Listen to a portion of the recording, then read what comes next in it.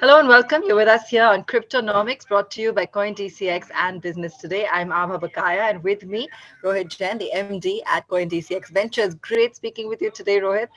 And I'm really looking forward Good to to diving in, when it comes to the Web3 technology here in India. Just really going into it in a bit more details because we do talk about it. We do talk about how it's important and a part of the intrinsic, growth story that we're building. But if we could just go deeper into the layers and really truly understand the kind of technology that we're looking at here and how it's instrumental in terms of the future. Sure, absolutely. Good to meet you, Abha. Thanks for taking the time. I look forward to this conversation. Great. So Rohit, how can somebody go out there and build a successful Web3 vision, a Web3 business? What are some of the things that are required, and what do you think, really fits in with the current ecosystem? Sure, sure. So I think there are a couple of different parts to that answer in some sense, Abha. Number one is, when we talk about Web3, it's a different mindset. When we think about Web2 businesses versus Web3 businesses. And the difference in the mindset is the whole decentralized concept. So, the original paper by Satoshi Nakamoto, when he, wrote the paper for Bitcoin and the fundamental paper for blockchain, it is all around a trustless, permissionless economy where you can enable trust in a decentralized manner. You don't need a central body to kind of enable that trust. You don't need, for example, I'm just using this as an example, you don't need an Airbnb to run a marketplace to connect a customer to a hotel, or a Uber to, as a marketplace, as a centralized entity to connect people. You can actually enable trust in a trustless manner. Now, that's a very different mindset. It's a subtle shift, but it's a very important shift. So I think to answer your question, what does it take to build a successful Web3 business? I think number one is getting this mindset right. And it's not easy to make that switch from building the business in a centralized manner to a decentralized manner. When you're building it in a decentralized manner, not only are you spreading the economics with a larger group of people, with everyone who's contributing, which is the right way to do it in some ways, but even the governance and the decision making is decentralized. So all of that is a very different mindset. So I'd say that's one and the most important thing, that you need to get into that mindset yourself. Number two, Web3 is a lot about community. It's way more about community than customers. At least that's the way it looks like today. Tomorrow it's going to evolve into something more, something different once the masses come on board. But today your customers are your community members. They are way more engaged than only and only a customer.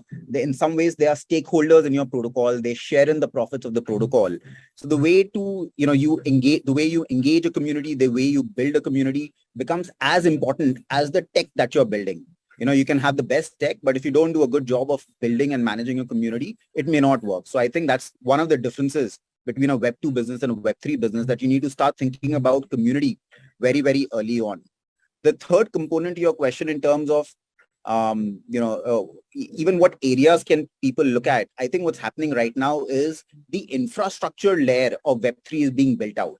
The application layer is being built out in certain areas. For example, DeFi, gaming, NFT, there you see a little bit of the application layer being built out. But for the most part, we're still in day one of Web3, which is why the infrastructure layer is being built out. And that's the area where we see a lot of traction, where we see a lot of companies focusing on trying to build the infrastructure, the plumbing, the piping and the plumbing to kind of enable a Web3 ecosystem. So, those were, I would say, three components. One is you need to have a decentralized mindset yourself. In addition to product, you need to be thinking about community. In terms of areas, I think a lot of entrepreneurs are thinking about the plumbing and the piping and the infrastructure layer more than anything else. Okay, what about regulations, and how is this affecting the way people are thinking about their businesses in the future? Again, like I said, Web3, it's a very different mindset of building a business, a decentralized mindset of building a business. It's very different from how businesses have been built over the last couple of centuries. So to make this transition, it was never meant to be smooth. And even the Web3 community is not getting it right on the first go around. There are things they get right. There are things, that you have to iterate before you can get it right. So as far as regulations are concerned, coming to your question, in my personal opinion, regulators also trying to figure out how do you kind of regulate this in a manner that you still promote innovation, but protect the interests of the masses. And I think everyone is trying to figure out what's the best way to regulate this. In my personal opinion, the secular trend is still trending upwards in the sense that we're gradually moving towards more regulatory clarity.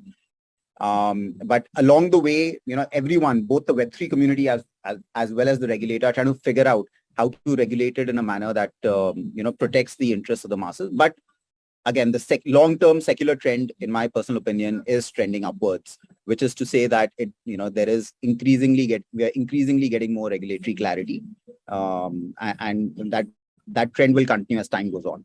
So now I want to actually go in a little deeper on the technology and Web 2 versus Web, and a couple of use cases, especially for those that do really understand this area. I think it'll be really useful because as you know, like a lot of people are now, you know, tracking this quite regularly. So while we usually do this superficial conversation or perfunctory conversation, just to get an overview, I'd love to actually now get our hands dirty and try and understand a couple of these use case scenarios, and any examples you can share with us that would really help us understand, some of the evolution that's taking place. Sure, absolutely. So I think some of the initial use cases that we've seen evolve, Abha, over the last year or 2 years is, of course, DeFi is one of them, which is decentralized finance. And essentially, when you can program, you can program currencies, you can program incentives, the amount of creativity that it gives you, is tremendous. It removes a lot of friction. So we are seeing a lot of innovation on the DeFi side, which is decentralized finance. That's the first use case. The other two use cases are gaming and NFTs. Both of them, I'd say, are still in day one of their innovation, but we are beginning to see some creative kind of solutions come out both in gaming, NFT. The next being for content creators. I think it's a phenomenal opportunity for content creators. We see in a lot of places where content creators are behind platforms which kind of limit their ability to interact with their audience, because of the way the platforms function. And for content creators, I think it just opens up the world in terms of how they can engage with their audience and how they can monetize it, as well, and get their due reward out of it. I think for content creators, it's a very different industry. Things like social commerce, we're beginning to see some interesting kind of businesses being built, not social commerce, but social media or social media platforms as well. Think about it this way. If Facebook has done a phenomenal job of building a very large and valuable industry, which is social media, right? But Facebook, the interface looks pretty much the same as it looked way back in 2008, 2009. Not a lot has changed from the original version of Facebook. Now, if Facebook was decentralized, anyone could have built applications on top of it. And the best application would kind of bubble to the top because they'd get the most usage. I think Facebook too could have looked very different, and learning from that in the Web3 space, the kind of social platforms that we're seeing being built out, the kind of platforms for content creators that we're seeing being built out. We already see a lot more creativity in that space than even in the Web2 space. So I was saying that, you talked about how even for the companies themselves, it's a process, right? It's a process of figuring things out and it's a learning. How how quickly is the adoption taking place? I mean, what is the kind of timeline? There's so much talk about it, but at what stage does it go from being niche to being an intrinsic part of development? Right. Abha, if you take a step back and if you look at consumer internet, which really started in the late 1990s, consumer internet, even today it's growing. Even today adoption, I'd say we're just kind of halfway there or probably less, right? And especially in a country like India. So it's a journey, and Mm. it takes, any innovation takes its time.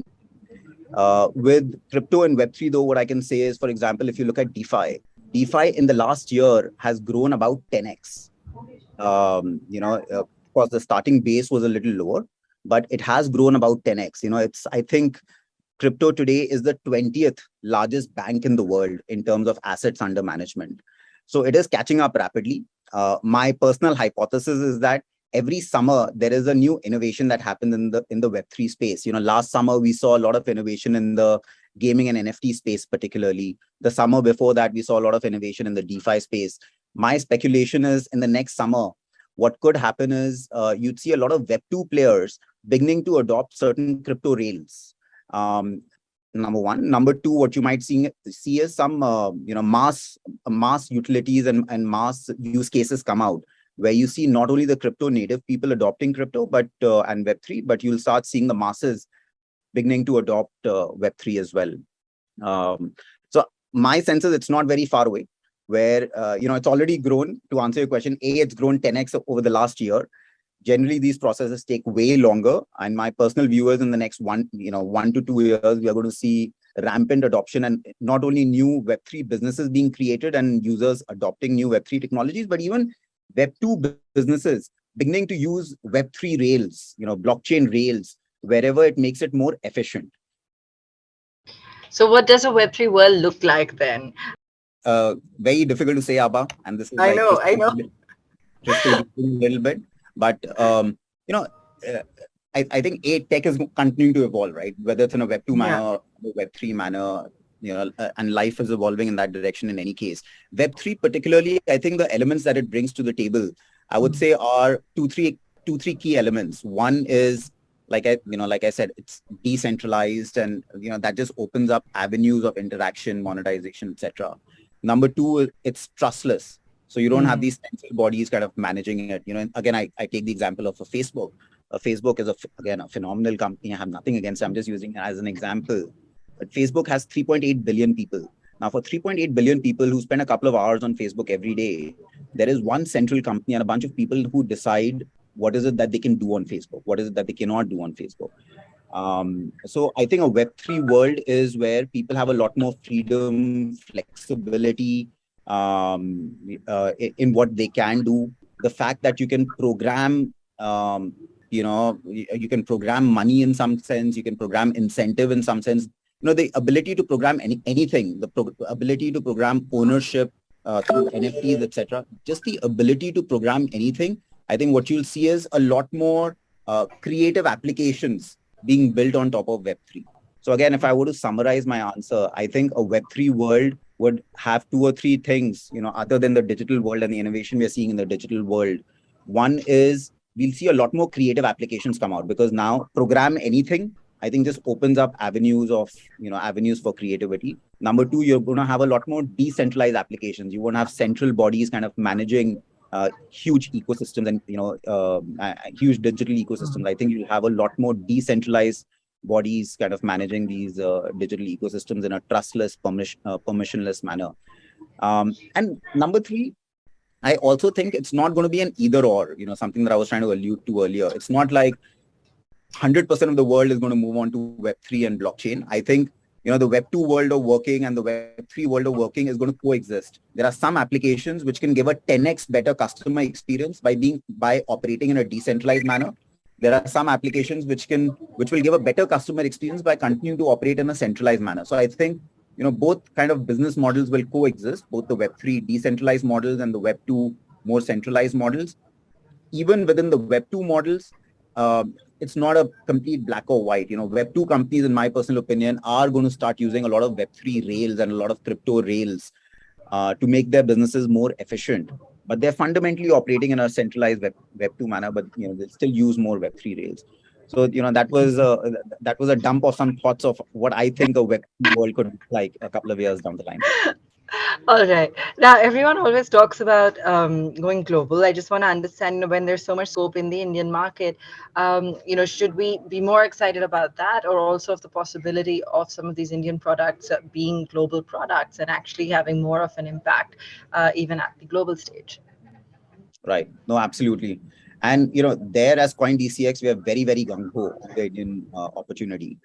Our personal view is that India today has the second largest retail crypto base in the world. And that's despite all the uncertainty and all the ups and downs the ecosystem in India has had. Despite that, we have the second largest retail crypto base in the world. We believe that with increasing regulatory clarity, India is going to have the largest retail crypto base in the world by a very huge margin. So that's one. Two, we also believe in the next 12 to 24 months, India will have the largest Web3 developer pool in the world. India has been a late entrant into Web3 development, software development. But our personal view is that even in the last 6 months, we've seen that trend change drastically, both in terms of quality of Web3 developers and quantity of Web3 developers. And then in the next 12 to 24 months, our hypothesis is that India will have the most number of Web3 developers in this world, in the world. And What's interesting is the Web3 developer is slightly different from the Web2 developer from India. The Web2 developer, a lot of them had a services, business model and a services mindset. They were, building the world, in some sense, as a service. But the Web3 developer ecosystem that's evolving in India, that you'll see a lot more builders versus people only providing services to other people or other businesses. So you're going to have a lot more builder mindset versus a services mindset. Nothing, not that a services mindset is wrong, etc. But you're just seeing a lot more builders kind of emerge in the Web3 dev community in India. And what that means, Abha, in my personal opinion, is that we'll have a lot more, for example, just using this as a benchmark, we'll have a lot more unicorns in the Web3 space coming out of India than we even had in the Web2 space. Even though India did a phenomenal job in the Web2 space, I think we're going to do an even better job in the Web3 space because of these characteristics. Largest customer base, largest number of Web3 developers, these Web3 developers being builders in some sense. So I think all of these things will come together and make India very unique, kind of gives India a very unique vantage point when it comes to the global Web3 ecosystem. All right, wonderful. And it was great chatting with you, Rohit, hearing how passionate you are about this and also how intensely this space is building up and a real shot at, leading on the globe stage. Thanks so much for joining us. Absolutely. Thank you so much. It was a pleasure speaking with you, Abha.